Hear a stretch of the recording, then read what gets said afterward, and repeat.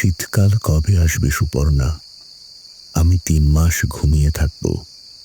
প্রতি সন্ধ্যায় কে যেন ইয়ার্কি করে ব্যাঙের রক্ত ঢুকিয়ে দেয় আমার শরীরে।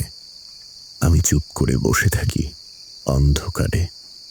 নীল ফানুস উড়িয়ে দেয় কারা, সারা রাত বাজি পোড়ায়, হই হল্লা।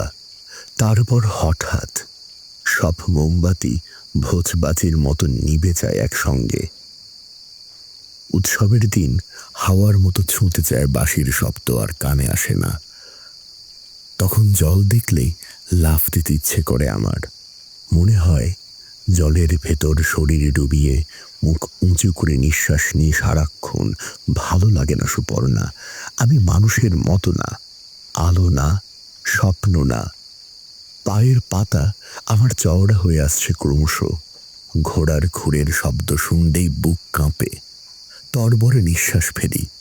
ঘড়ির কাঁটা আঙুল দিয়ে এগিয়ে দিই প্রতিদিন। আমার ভালো লাগে না শীতকাল কবে আসবে সুপর্ণা। আমি ৩ মাস ঘুমিয়ে থাকব।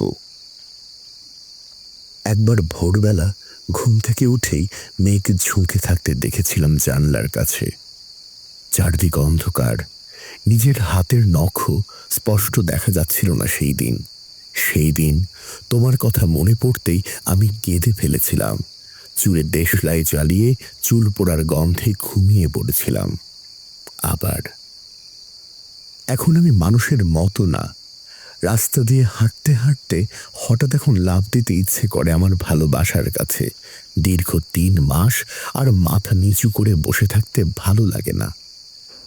আমি মানুষের পায়ের শব্দ শুনলেই তরবরে নিঃশ্বাস ফেলি এখন। যেদিক দিয়ে আসি সেই দিকেই দৌড় দিই। কেন এই দৌড়ে যাওয়া? আমার ভালো লাগে না। শীতকাল কবে আসবে সুপর্ণা? আমি ৩ মাস ঘুমিয়ে থাকব।